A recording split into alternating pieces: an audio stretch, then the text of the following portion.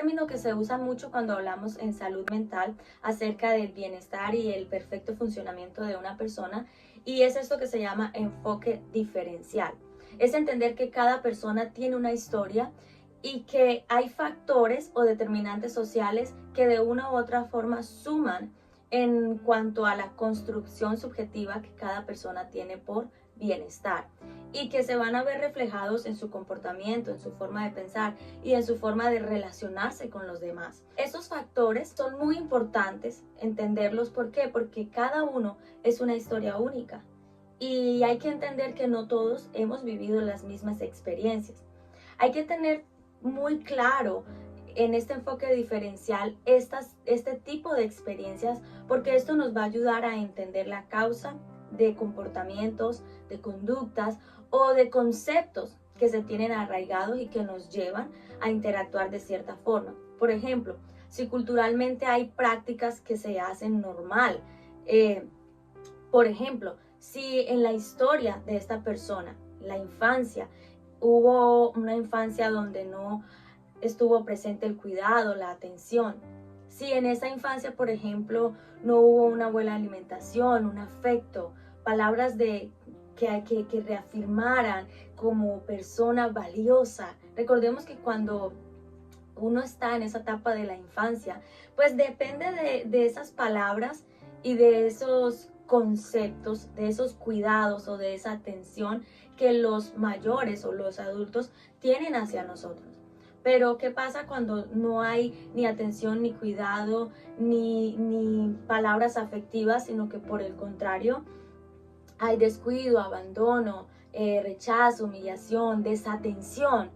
¿Qué pasa cuando factores como la violencia se hacen normales en la historia de una persona? Por ejemplo, viene de una familia en donde era razonable reaccionar con violencia para resolver los conflictos, o donde el entorno era un entorno incómodo, de violencia, de abuso, de insultos, de abuso no solo físico, sino se normalizaron hechos como el abuso sexual, psicológico, y todas estas cosas influyen en la historia de una persona. El trauma, la experiencia de trauma. Muchas personas no recibieron un abrazo, a cambio de un abrazo recibieron un golpe, un empujón, palabras que en vez de reafirmar el propósito que Dios tenía para con cada uno, le destruyeron, le dañaron su autoestima. Dañaron su forma de verse, el concepto, porque autoestima no es solo amarse y verse con agrado, estimarse, sino que también en la autoestima entran factores como el autoconcepto y la autoimagen. Y todo esto tiene mucho que ver con lo que se recibió en esa historia. Entonces hay que ver también el nivel de educación que esa persona recibió o no, si tuvo una buena alimentación o no, los factores de salud que han afectado esa persona, si hay factores de salud que influyen en la forma en cómo esa persona se comporta. Es muy importante tener claros estos determinantes sociales a la hora de analizar cada historia y de que cada uno quiera vivir una experiencia con Dios. ¿Por qué?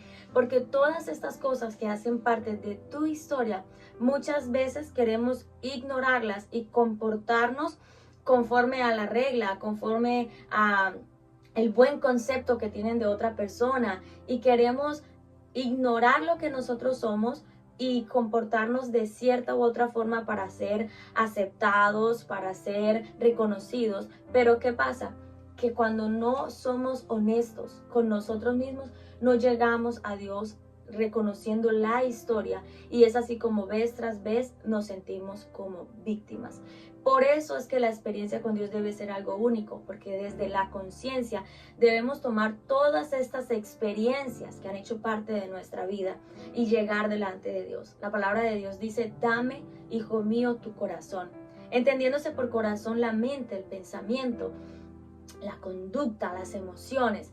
Y cuando realmente llegamos a Dios desde la conciencia de todos estos factores que han influido en nuestra vida, pues somos más sensibles a que Dios trate con lo que realmente somos, a que nos enseñe, a que nos restaure, a que transforme, a que llene los vacíos, sí, a que nos ayude a entender cosas.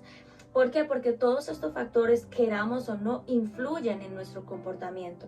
Entonces, cuando nosotros desde la conciencia elegimos llegar delante de Dios y decirle, mira, me di cuenta que en mi historia hubo esto y esto y esto, pues la palabra de Dios dice que en nuestra debilidad se perfecciona el poder de Dios. ¿Por qué? Porque ahora vamos a dejar que Él trabaje en esa historia en vez de ignorar esa historia y seguir viviendo desde las consecuencias de estos hechos.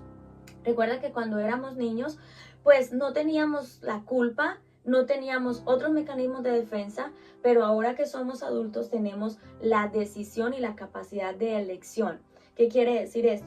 Que ahora que somos adultos podemos decirle a Dios, mira, te entrego todo esto que pasó, que entiendo que pasó, que no lo voy a ignorar, pero te lo entrego porque quiero que tú trabajes en mí.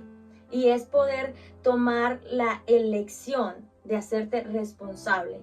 ¿De qué? De sanar, de vivir esa transformación, de decir, bueno, Señor, estas cosas me hirieron, influyó la violencia, influyó muchas veces el entorno, muchas veces el entorno no era sano, no era saludable, habían esas situaciones de violencia.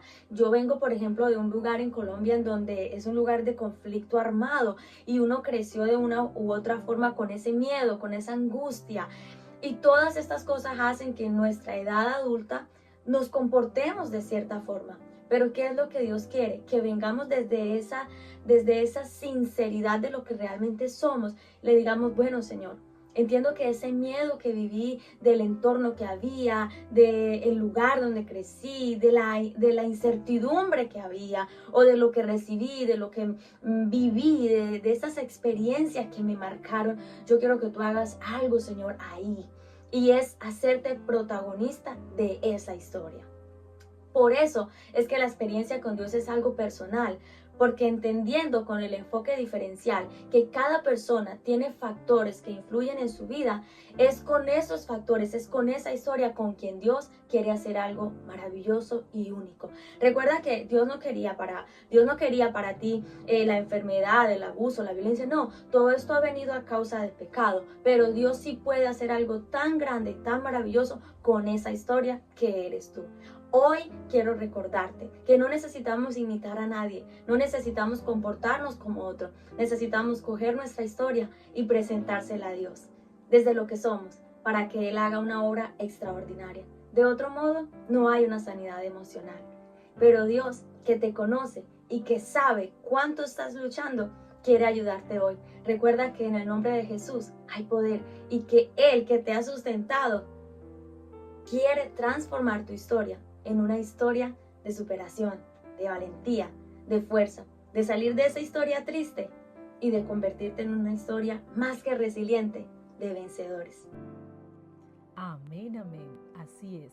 La palabra de Dios nos dice en Jeremías 29:11, porque yo sé los planes que tengo para ustedes, planes de bienestar y no de calamidad, a fin de darles un futuro y una esperanza. Mis hermanos, es que cuando ponemos a Dios como director de nuestras vidas y reconocemos que Él no solo nos creó, sino que conoce cada una de nuestras heridas, luchas y anhelos más profundos, es cuando Él nos recuerda a través de su palabra que tiene planes perfectos para cada uno de nosotros, incluso aún cuando nuestra historia incluye heridas e incluye dolor. Así que hoy te invito a orar y a reflexionar acerca de este video que acabamos de ver y pregúntate, ¿estoy dejando que Dios sea el director de mi vida?